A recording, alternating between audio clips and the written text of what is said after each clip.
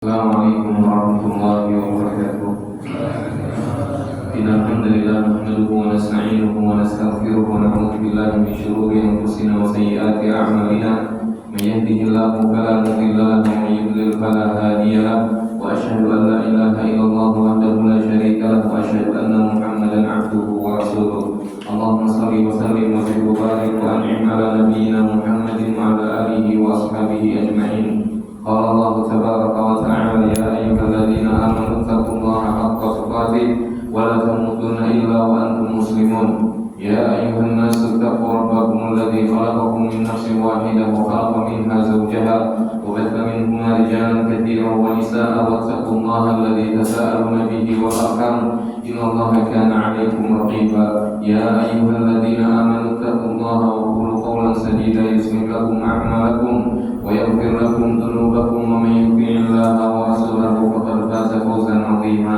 أما بعد فإن أصدق الحديث كتاب الله وخير الهدي هدي محمد صلى الله عليه وسلم وشر الأمور محدثاتها فإن كل محدثة بدعة وكل بدعة ضلالة وكل ضلالة في النار. Jamaah, bapak-bapak, ibu-ibu yang semoga dimuliakan oleh Allah Subhanahu wa taala.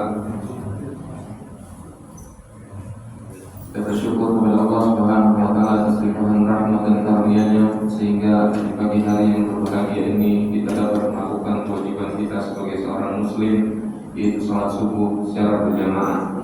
Dilanjutkan dengan taklim, melanjutkan pembahasan kita di kitab tauhid dengan harapan apa yang kita kerjakan semoga diterima oleh Allah Subhanahu wa taala. Amin. Kita lanjutkan di bab yang ke-9, bab man tabarraka bi syajaratin aw nahwihima.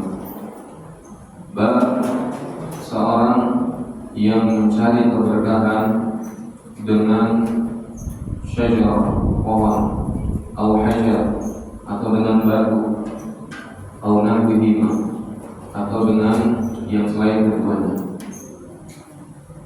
Bagaimana hukumnya jemaah yang dimuliakan oleh Allah Subhanahu wa taala?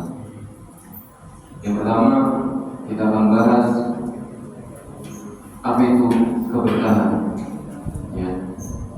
Berkah diambil dari kata barakah.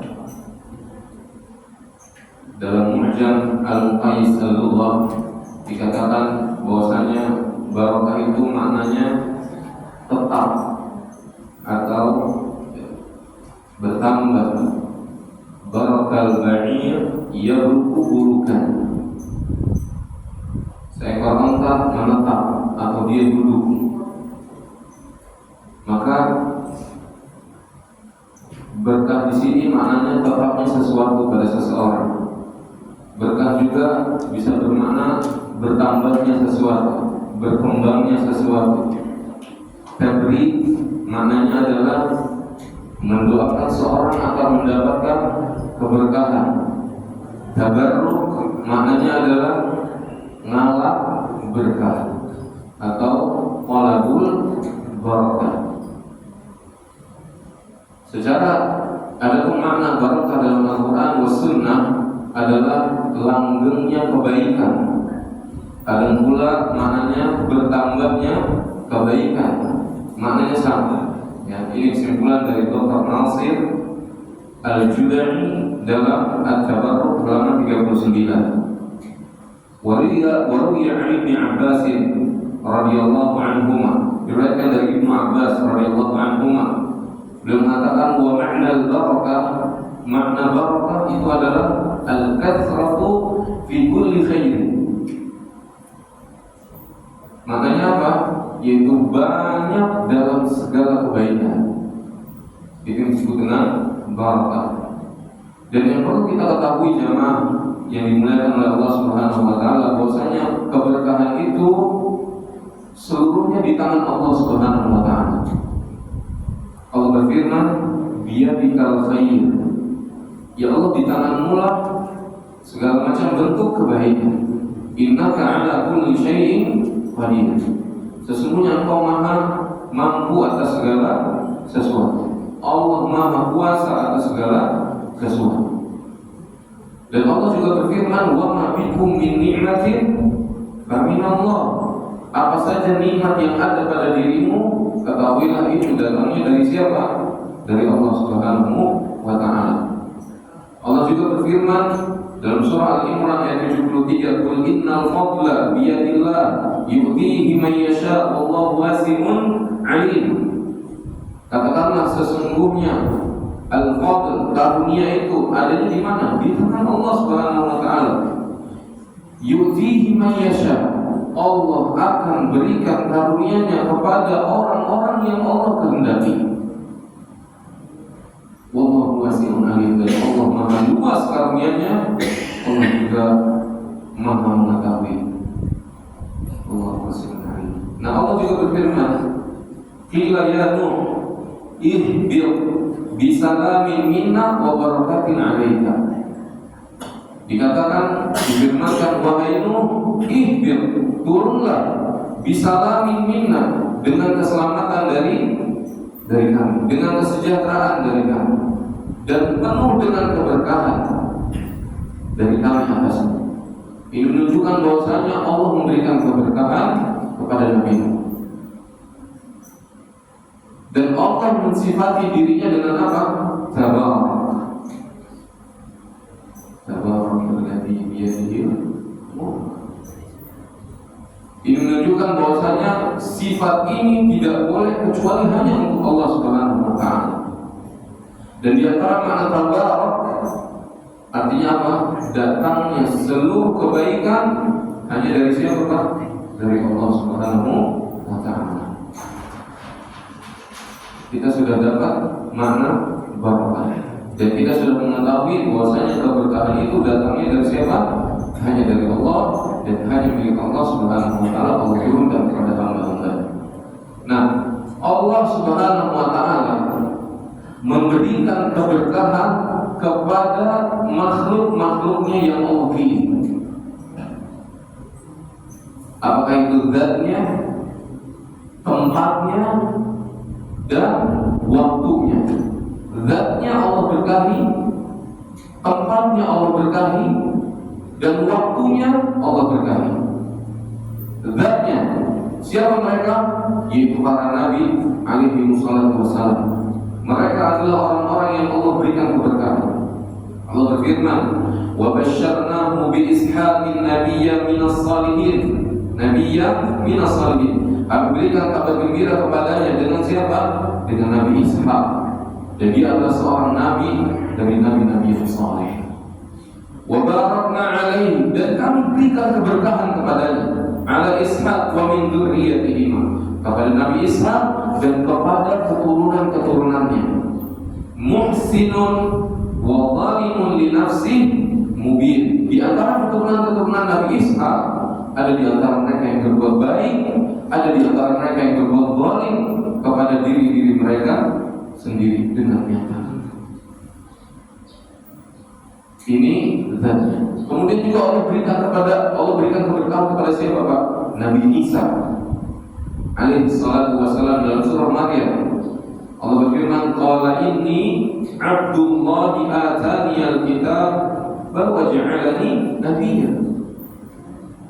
Sesungguhnya aku, Nabi Isa mengatakan, sesungguhnya aku ini adalah hamba Allah. Jadi Nabi Isa adalah siapa? Hambanya Allah Subhanahu wa Ta'ala. Ataniyal kitab wa ja'alani nabiyyan. Allah datangkan kepadaku, Allah turunkan kepadaku sebuah kitab.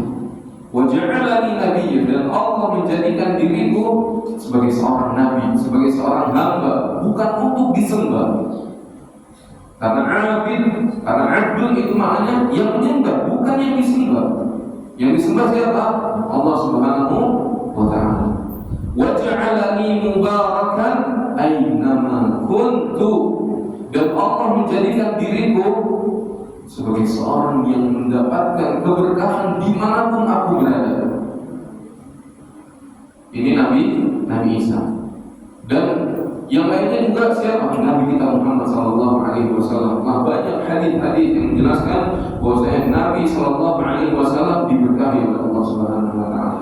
Diberkahi jasad beliau sallallahu alaihi wasallam, diberkahi rambut beliau, air liur beliau, tubuh beliau. Bahkan pernah yang pernah dipakai oleh beliau itu diberkahi oleh Allah Subhanahu wa Ta'ala, yaitu apa? Baju beliau, rida beliau, itu apa? Selendang beliau dan tongkat beliau. Ini menunjukkan bahwasanya zat tersebut diberkahi oleh Allah Subhanahu wa Ta'ala. Yang kedua, keberkahan tempat. Ada memang tempat-tempat yang Allah Subhanahu wa Ta'ala berkahi. Dari mana kita tahu? Dari dalil-dalil yang ada. Contohnya apa? Mekah, Madinah, Masjidil Aqsa. Allah firman, inna awwal baitin wudi'a lin-nasi lalladzi bi Bakkah mubarakan wa hudan lil alamin. Sesungguhnya rumah yang mula-mula dibangun untuk tempat beribadah manusia adalah apa, Pak? Baitullah. Yaitu apa? Di Bakkah, yaitu di Mekah, yang diberkahi oleh Allah Subhanahu wa Ta'ala dan menjadi petunjuk bagi siapa? Bagi manusia. Orang semua datang ke situ. Dari mana? Dari seluruh penjuru dunia, dari tempat yang jauh. Mereka rela mengeluarkan uang, harta yang banyak, mengumpulkan energi untuk apa? Untuk bersemangat mencari keberkahan. Di mana? Di Mekah. Di mana? Di Madinah. Kemudian Allah juga berfirman tentang berkahnya Masjidil Aqsa. Allah berfirman dalam surah Al-Isra, Subhanalladzi asra bi'abdihi laila. Maha suci Allah yang memperjalankan siapa? Hambanya Nabi kita Muhammad sallallahu alaihi wasallam pada waktu malam hari, minal Masjidil Haram ila Masjidil Aqsa, dari Masjidil Haram menuju Masjidil Aqsa, alladzi barakna haulahu linuriyahu min ayatina, yang kami berikan keberkahan di sekitarnya. Untuk apa? Linuriyahu min ayatina, untuk kami memperlihatkan sebagian daripada tanda-tanda kekuasaan kami, tanda-tanda kebesaran kami. Innahu huwas sami'ul basir, sesungguhnya Allah Maha mendengar, Allah juga Maha melihat. Itu keberkahan apa, Pak? Tempat. Kemudian yang ketiga, keberkahan waktu. Ada memang waktu-waktu yang Allah Subhanahu wa Ta'ala berkahi. Nah, kita jangan tidur di waktu ini. Artinya, kalau memang ngantuk banget, lain cerita. Tapi kalau udah ngantuk, jangan ditidurin, nanti tidur. Nah, kapan waktunya? Yaitu waktu pagi. Nabi Sallallahu Alaihi Wasallam bersabda, berdoa, Allahumma barik li ummati fi bukuriha. Ya Allah, berkahilah umatku di waktu paginya. Kita paksa baca Quran, zikir, berdoa, minta ampun kepada Allah Subhanahu wa Ta'ala. Zikir pagi tetap, zikir pagi. Jangan dilewatkan. Seorang muslim jangan sampai lisannya berzikir, karena itu merupakan tameng dari godaan syaitan. Allah akan memberikan perlindungan kepada dia di waktu paginya sampai di waktu sore. Kemudian ya, Allah Subhanahu wa Ta'ala juga menjadikan malam Lailatul Qadar adalah malam yang penuh dengan keberkahan. 10 hari di awal bulan Dzulhijjah. Kemudian hari Jumat. Kemudian waktu sahur. Ini adalah waktu-waktu yang Allah Subhanahu wa Ta'ala berikan keberkahan kepadanya. Inna anzalnahu fi lailatin mubarakatin inna kunna munzirin. Sesungguhnya kami menurunkan Al-Quran pada waktu atau pada malam yang penuh dengan keberkahan. Sesungguhnya kamilah yang memberikan peringatan. Jadi malam Lailatul Qadar adalah malam yang penuh dengan keberkahan. Nabi bersabda, "Man qama Lailatul Qadri imanan wa ihtisaban, ghufira lahu ma taqaddama min dhanbihi." Ini buktinya. Nabi bersabda, barang siapa yang qiyamul lail. Qiyamul lail bukan hanya salat, dia juga bisa berzikir pada malam tersebut. Dia juga bisa berdoa, dia juga bisa baca Quran, dia juga bisa baca kitabnya para ulama. Pada malam tersebut dia menghidupkan malamnya dengan apa? Dengan keimanan. Dia yakin bahwasanya apa yang Allah janjikan kepadanya itu benar. Percaya dia dengan apa yang Allah Subhanahu wa taala firmankan, apa yang Nabi sallallahu alaihi wasallam ucapkan. Wahtisaban, dan dia mengharapkan pahala dari siapa? Dari Allah Subhanahu wa taala. Hasilnya apa? Ghufira lahu ma taqaddama min dhanbi. Allah akan ampuni dosa-dosanya yang telah lalu. Menunjukkan bahwasanya malam Lailatul Qadar adalah malam yang terdapat banyak keberkahan padanya.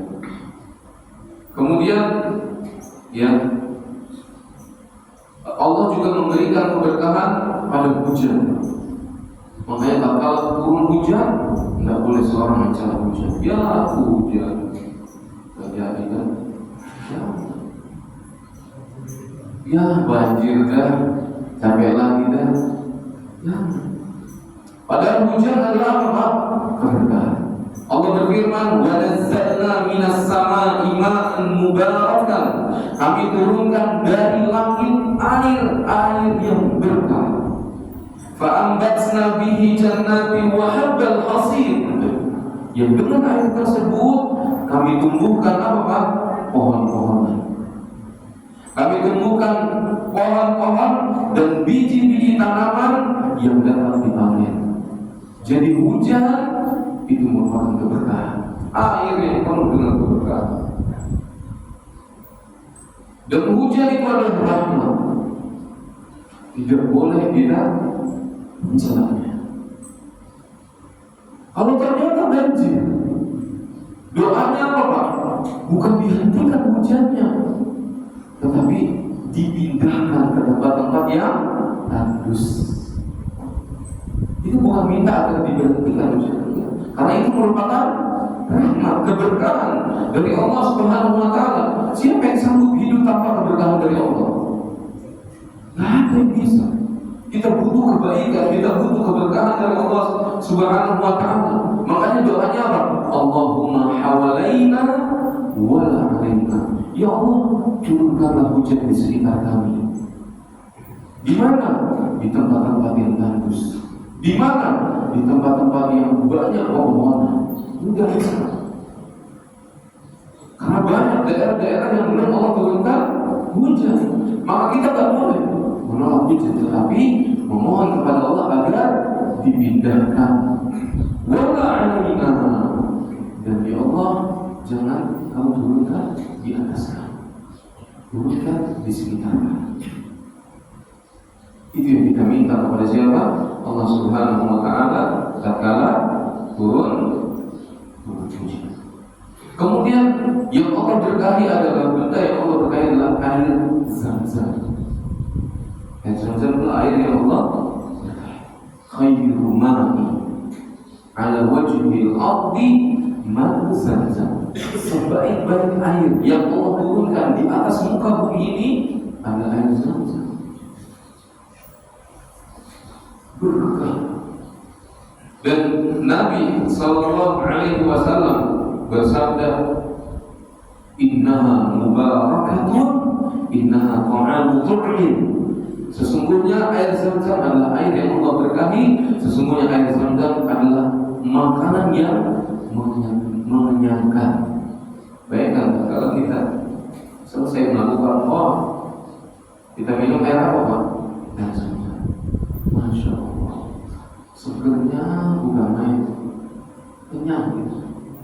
Alhamdulillah. Kemudian kita sholat apa? Sunnah Allah. Tapi kan 12 cukup. Kurang 13 nama. Innaha ta'amu tu'min, kata Nabi. Sesungguhnya air Zam-Zam itu adalah makanan yang mengenyangkan. Dan Nabi sallallahu alaihi wasallam juga bersabda dari Ibnu Abbas radhiyallahu taala anhuma, "Ma'u Zam-Zam lima syuriba lahu." Air Zam-Zam itu adalah air yang minumnya diniatkan untuk apa? Baru minum air Zam-Zam dia apa? Saya mau jadi hamba yang saleh. Bismillah, kita minum. Saya mau penyakit saya mau sembuhkan. Bismillah, kita minum. Jadi disunahkan sebelum minum air Zam-Zam kita berdoa kepada Allah Subhanahu wa taala. Ya Allah, saya mau punya anak keturunan yang saleh. Ya Allah, anugerahkan kepada saya keturunan yang saleh. Bismillah, kita minum. Kenapa? Karena air Zam-Zam memberikan keberkahan. Kemudian yang berikutnya kurma. Kurma adalah buah yang Allah berikan keberkahan. Alam tara kaifa daraballahu mathalan kalimatan thayyibatan kasyajaratin thayyibatin asluha thabit wa far'uha fis sama' tu'ti ukulaha kulla hinin bi'idzni rabbiha. Allah Subhanahu wa taala menjadikan perumpamaan. Ya, tidakkah kamu perhatikan bagaimana Allah Ta'ala membuat perumpamaan kalimat yang baik seperti pohon yang baik, akarnya kokoh dan cabangnya menjulang ke langit.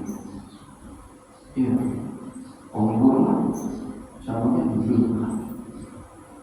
Pohon itu memberikan buahnya pada setiap musim dengan izin siapa? Dengan izin Allah Subhanahu wa taala. Kata Ibnu Abbas radhiyallahu taala anhu, ya, beliau mengatakan bahwasanya yang Allah Subhanahu wa taala jadikan perumpamaan pohon yang penuh keberkahan ini adalah pohon kurma. Dan Nabi sallallahu alaihi wasallam bersabda, "Inna minasy-syajarah lama barakatuhu ka barakatil muslim hiya an-nakhlah." Sesungguhnya ada pohon yang keberkahannya itu sama dengan keberkahannya seorang muslim, yaitu pohon apa Pak? Pohon kurma. Rahul Bukhari. Dan Nabi sallallahu alaihi wasallam bersabda, "Man tasabbaha kulla yaumin sab'a thamarat." Barang siapa di waktu paginya dia memakan 7 butir kurma. Kurma apa Pak? Ajwa. Yang warna hitam gitu ya. Kalau kita pulang dari sholat itu, kita akan dibawain oleh kurma ajwa. Itu kurma Nabi. Lam yadurruhu fi dzalikal yaum summun wala sihr.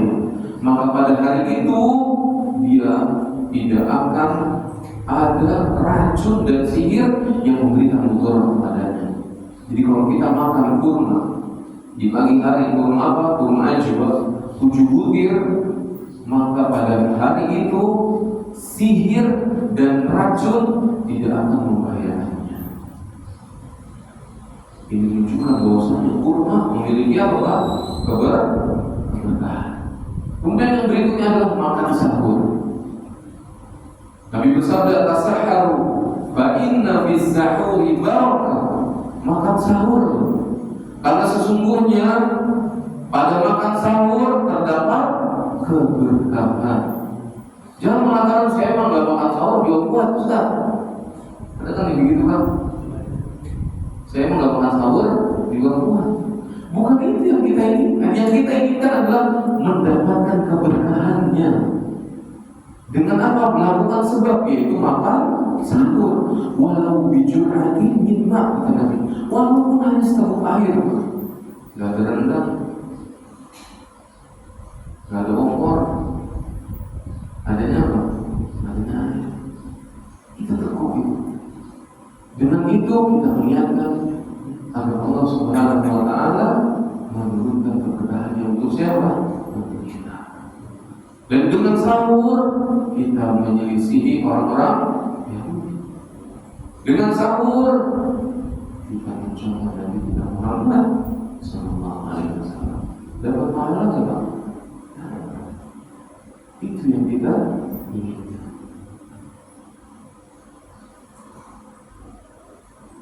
Jemaah yang dimuliakan oleh Allah Subhanahu wa taala, ya. Itu yang saya paparkan beberapa, ya, hal-hal yang Allah Subhanahu wa taala turunkan keberkahan padanya, ya. Dan kepada itulah kita diperintahkan untuk mencari keberkahan Allah Subhanahu wa taala. Artinya pada tempat-tempat tersebut, ya, pada makanan-makanan tersebut, ya, pada air tersebut ya, seorang boleh mengharapkan keberkahan dari Allah Subhanahu wa taala. Karena makanan tersebut ya, tempat-tempat tersebut sudah dijelaskan oleh Allah Subhanahu wa taala, sudah dijelaskan oleh Nabi kita Muhammad sallallahu alaihi wasallam. Padanya terdapat apa, Pak? Terdapat keberkahan. Ya. Nah, di dalam bab ini dikatakan seorang yang meminta atau mencari keberkahan dari pohon dan batu dan yang lainnya. Bagaimana hukumnya? Maksudnya apa? Maksudnya adalah apa hukumnya mencari berkah dari pohon, dari batu, dari kuburan orang soleh yang tidak ada dalilnya. Bagaimana kita? Kalau tadi jelas sudah ada dalil. Nah ini yang menjadi pertanyaan, bagaimana yang kalau tidak ada dalil? Nabi tidak mencontohkan, Nabi tidak memerintahkan, Nabi tidak mengajarkan, sahabat pun tidak mempraktikkan.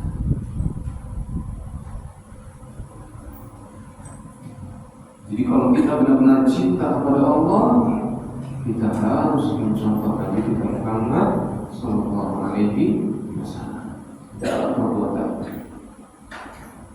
Maka ini hukumnya adalah terlarang. Orang yang mengamalkannya bisa terjerumus ke dalam jurang kesyirikan waliyadu billah.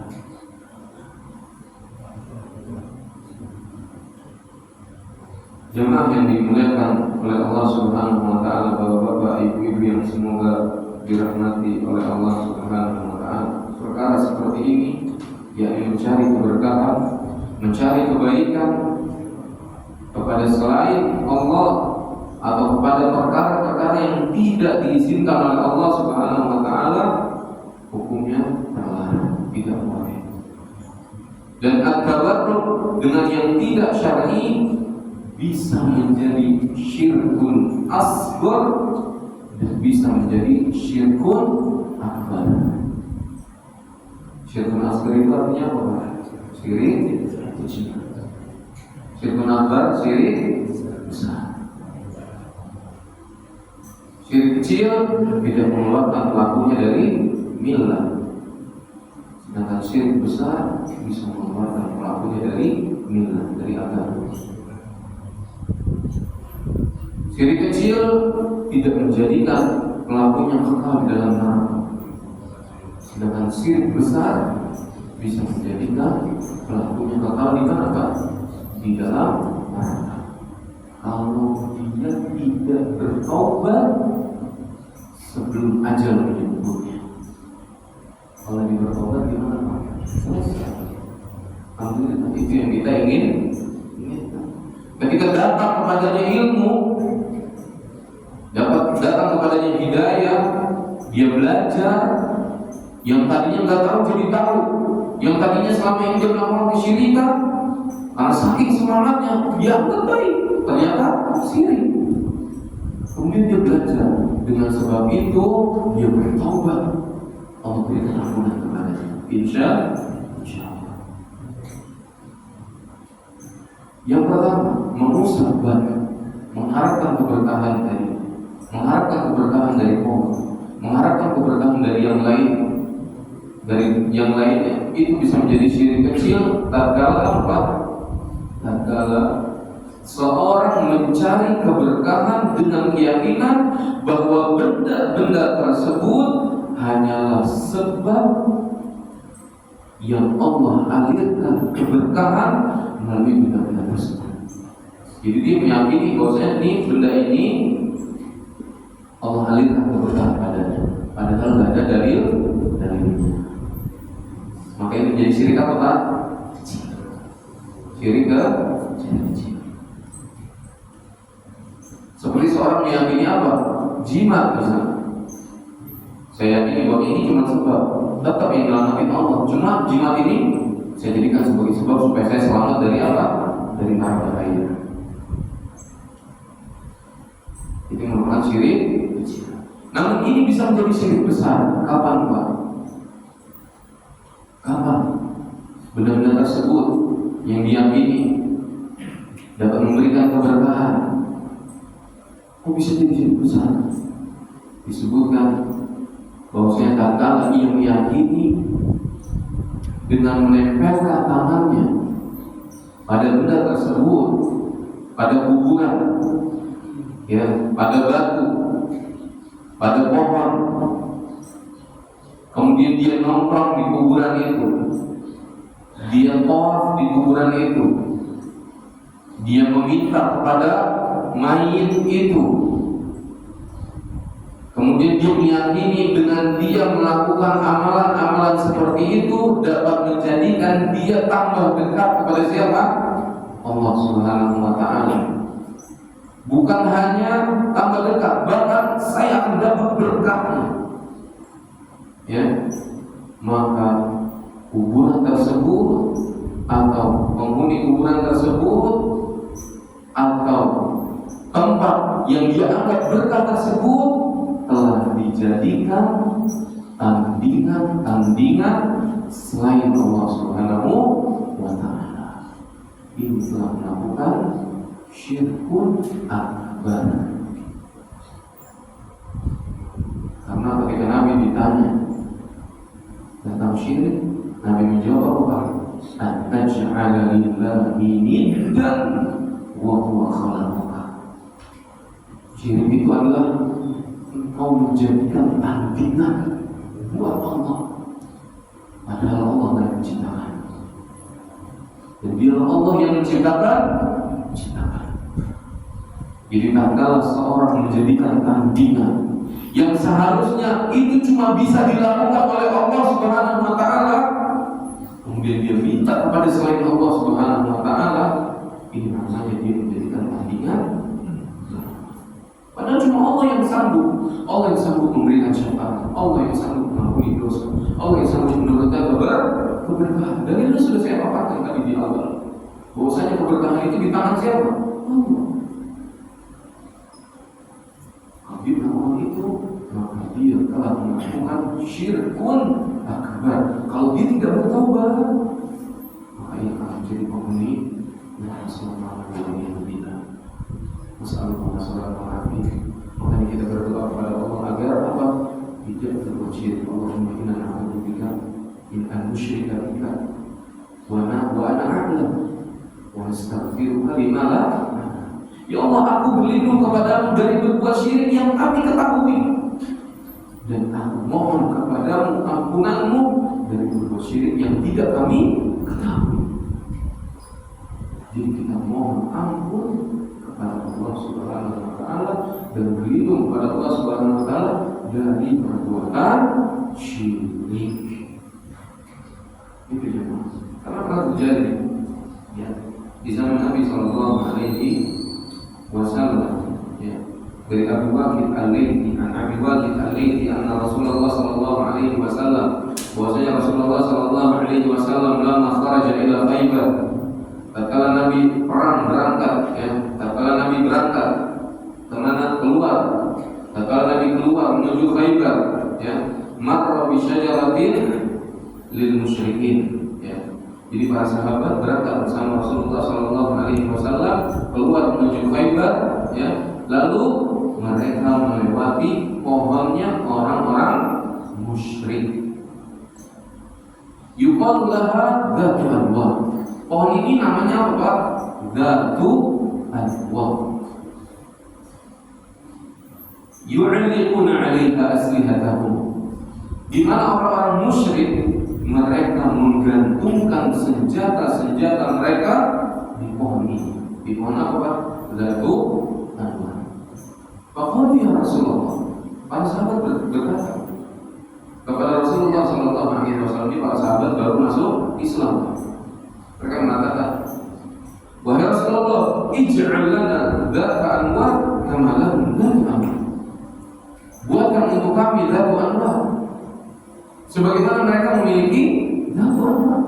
Faqala Nabi sallallahu alaihi wasallam. Nabi sallallahu alaihi wasallam beliau mengatakan subhanallah. Ya. Nabi marah mengucapkan kata-kata ini. Walaupun dalam keadaan marah, beliau tetap mensucikan siapa? Allah subhanahu wa ta'ala. Tidak mengeluarkan kata-kata keji. Nabi marah subhanallah. Hadza kama qala qaum Musa. Inilah seperti yang dikatakan oleh kaumnya Musa. Ij'al lana ilahan kama lahum alihatun. Wahai Musa, ya, jadikan untuk kami Tuhan sesembahan sebagaimana mereka memiliki sesembahan. Allah Nabi bersabda, "Walladzi nafsi biyadihi." Sungguh demi zat yang jiwaku berada di tangannya. La tarkabunna sunnata man kana qablakum. Kalian akan melakukan atau mengikuti sunnah atau contoh-contoh orang-orang sebelum kalian. Kalian benar-benar akan mengikuti kebiasaan orang-orang sebelum kalian. Abu Isa mengatakan bahwa hadis ini hasan sahih. Hadis ini dikatakan sahih oleh Al-Hafidz Al-Tahir Zubair Al-Zaid, kemudian Syekh Sulaiman At-Tamimi dalam tafsir Al-Mazidi Al-Hamid. Beliau berkata, jika menggantungkan senjata di pohon lalu dia beriktikaf bersemedi di sampingnya serta menjadikan sekutu bagi Allah walau tidak sampai menyembahnya atau tidak pula meminta pohon kepada pohon tersebut, maka ini tetap dinilai kekeliruan. Maka bagaimana lagi jika ada yang sampai berdoa kepada orang yang telah mati seperti yang dilakukan oleh para pengalami kuburan, atau ada yang sampai beristighosa minta pertolongan padanya, atau dengan melakukan sembelihan, melakukan nadar dan melakukan pada tawaf kubur. Ketahuilah jemaah yang dimuliakan oleh Allah Subhanahu wa taala, sesungguhnya orang-orang yang sudah meninggal, apakah mereka bisa mendengar doa orang-orang yang berdoa kepadanya? Cuma ketika wa bi'adin tad'u la yasma'u du'a'akum wa law sami'u mastajabu lakum. Jika seandainya kalian berdoa kepada mereka orang yang sudah minta sama mereka, kalian tidak akan bisa mendengar apa yang kalian minta. Walau sami'u, seandainya mereka mendengar seandainya mereka mendengar, mastajabu lakum, kata Allah, mereka tidak akan bisa mengijabah permintaan kalian. Wa yaumal qiyamati yakfuruna bisyirkikum, dan hari kiamat nanti mereka akan mengingkari kesyirikan kalian. Jadi solusinya apa? Minta langsung kepada siapa? Allah Subhanahu wa ta'ala. Itu yang terbaik. Allah itu dekat. Ilmu Allah itu dekat. Allah yang tetap bersemayam di mana? Di atas arsy. Tapi ilmu Allah dekat. Allah tahu bahkan apa yang kita bisikkan, apa yang kita bisikkan dalam hati kita Allah tahu. Diminta hanya kepada siapa? Allah. Itu yang semangat ibadah. Namun semangat kita harus diiringi dengan apa? Ilmu. Akhir kita tidak terjerumus kepada kesyirikan Allah Taala. Saya kira cukup yang saya sampaikan pada pertemuan kali ini. Kita berharap kepada Allah Subhanahu wa taala, meminta kepada Allah Subhanahu wa taala agar diberikan taufik, agar diberikan ilmu yang bermanfaat, agar diberikan kemudahan untuk menjauhkan diri kita, keluarga kita, family kita, semua orang yang kita cintai dari perbuatan syirik. Semua Allah jauhkan kita ini. Karena dunia ini sifatnya sementara, namun akhirat selamat. Mumpung di dunia, mumpung ada waktu, mumpung matahari belum terbit dari arah barat, dan mumpung nyawa kita belum sampai ke rombongan, maka ketika itu pula pintu taubat masih terbuka. Masih Allah bentangkan tangan Allah Subhanahu wa taala untuk menerima taubat orang-orang yang melakukan dosa dan kesalahan di waktu malam hari ataupun di waktu siang hari. Allah masih terima. Jangan sampai dosa. Orang-orang yang sudah dalam kubur, mereka berteriak, qala rabbi irji'uni, ya Allah kembalikan aku ke dunia, la'alli a'malu salihan fima tarak, semoga aku dapat melakukan amal saleh yang pernah dulu aku tinggalkan. Karena hati itu buah Allah, tidak bisa. Sudah pindah alam, min waraihim barzakh, sudah pindah alam ke alam barzakh, tidak mungkin bisa balik lagi ke mana? Alam dunia. Sudah bisa. Dua orang yang meninggal, yang sudah wafat, yang mereka rasakan dua apa? Imma azab wa imma nikmat. Kalau enggak azab, kalau enggak apa? Nikmat. Azab kubur atau nikmat kubur. Udah, enggak ada lain. Dalilnya apa Pak? Fir'aun Allah azab kapan? Di waktu pagi dan di sore hari. An-nar yu'raduna 'alaiha ghudwan wa 'ashiyya. Neraka ditampakkan kepada Fir'aun di pagi hari dan di sore hari. Berarti di alam barzakh ada pagi hari, ada sore hari. Karenanya Allah tampakkan azab kepada Fir'aun di waktu pagi hari dan di waktu sore hari. Wa yawma sa'ah adkhilu ala fir'aun asyaddal 'adzab. Pada hari yang masukkanlah Fir'aun dan keluarga bala tentaranya kepada azab yang sangat pedih. Imma dia mendapatkan apa? Yang kedua, imma dia mendapatkan nikmat kubur. Antara nikmat kubur atau siksa kubur. Nah, kita pilih yang mana? Kalau ditanya, kita pasti akan memilih nikmat. Dan nikmat kubur itu didapat dengan kita mengamalkan amal saleh. Wa man ya'mal mithqala dzarratin khairan yarah, wa man ya'mal mithqala dzarratin syarran yarah. Barang siapa yang melakukan kebaikan, dia akan lihat balasannya. Di dunia dia akan lihat. Banyak orang yang melakukan kebaikan dibalas dengan kebaikan, dia akan di dunia. Di kubur dia akan lihat kebaikannya. Apa? Dia akan ditemani oleh amal baiknya yang Allah wujudkan. Seperti seorang yang baunya wangi, dia akan menemaninya. Dan di akhirat jelas kebaikan dia akan lihat. Allah masukkan di dalam surga. Ketika seorang sudah masukkan ke dalam surga, dimasukkan ke dalam surga oleh Allah SWT, itu kesulitan dia selama di dunia lupa. Walau kalau dia seandainya orang yang sengsara di dunia, ketika Allah celupkan, dimasukkan ke dalam surga, dia akan lupa dengan penderitaan yang dia alami di dunia. Begitu pun orang yang melakukan keburukan di dunia, Allah balas karena dia melakukan keburukan. Di kubur juga Allah balas. Allah tampakkan azab kepada Fir'aun. Dan di neraka, di akhirat pun Allah balas dengan memasukkan ke dalam neraka. Kalau dosa-dosa belum diampuni oleh Allah Subhanahu wa ta'ala. Dan ketika seorang dimasukkan oleh Allah ke dalam neraka, dia akan melupakan berbagai macam kenikmatan yang pernah dia alami di dunia, lupa akan nikmat yang dia dapatkan. Namun saking pedihnya azab di dalam neraka. Yaitu bila sallallahu alaihi wa ala alihi wa sahbihi wa sallam. Saya cukupkan Pak. Ya. Subhanallahumma bihamdik, asyhadu an la ilaha illa anta, astaghfiruka wa atubu ilaik. Assalamualaikum warahmatullahi wabarakatuh.